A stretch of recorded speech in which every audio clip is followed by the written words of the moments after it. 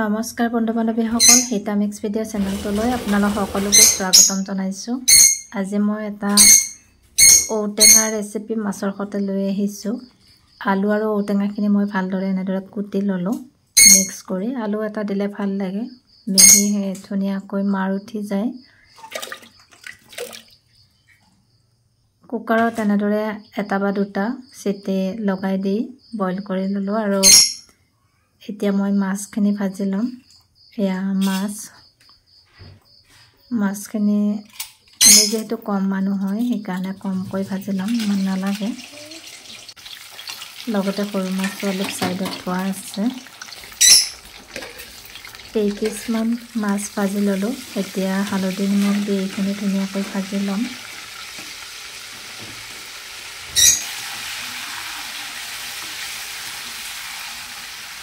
বহুতেই টেষ্টি হয়। আপোনালোকে এই বতৰত ঔটেঙা ওলাইছে, খাব, ধুনীয়া মিঠা হৈছে ঔটেঙাবোৰ।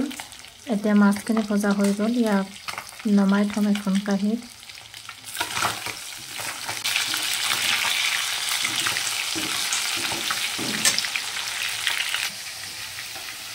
নমাই দিলোঁ। এতিয়া কেৰাহীটোত অকণমান তেল দি পাঁচফোৰণ দি দিলোঁ। আপোনালোকে ৰৈ যোৱা তেলখিনিও দিব পাৰে। আৰু এতিয়া এইখিনি মই ইয়াতে পাঁচফোৰণ আৰু ৰঙা জ্বলা দুটামান দি দিছিলোঁ। অকণমান জ্বলা হ'লে ভাল লাগে। এইখিনি ধুনীয়াকৈ ভাজি ল'ম এতিয়া।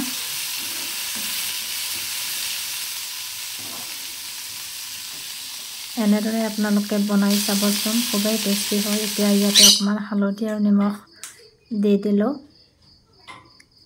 এতিয়া ভালদৰে ইয়াক ভাঙি ল'ম। যিহেতু ঔটেঙাখিনি ইমান ভাঙি নাযায়, তথাপিতো আলু যিখিনি দিছিলোঁ সেইখিনি ভাঙি গ'লে বেছি ধুনীয়া হয়, সেইকাৰণে ভাঙি দিলোঁ মই ইয়াক।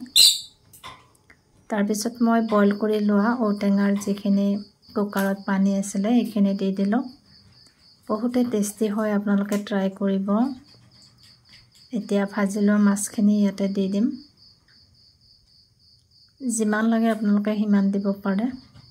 আমি যিহেতু মানুহ দুজনে আছোঁ সেইকাৰণে কমকৈ দিলোঁ।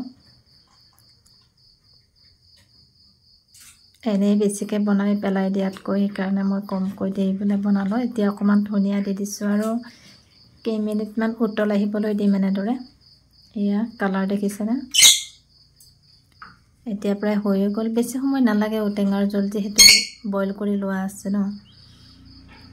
এতিয়া হৈ গ'ল, গেছটো মই বন্ধ কৰি দিলোঁ। আপোনালোকেও এবাৰ ট্ৰাই কৰি চাব। এয়া নমাই দিলোঁ। তো ভিডিঅ'টো চাই কেনেকুৱা পালে জনাব। ভাল লাগিলে লাইক আৰু শ্বেয়াৰো কৰি দিব। মোৰ ঘৰত ভাটৌ চৰাই আছে, সেইকাৰণে ভাটৌ চৰাইৰ মাত হয়তো আপোনালোকে শুনিছে। তো আকৌ লগ পাম। ধন্যবাদ।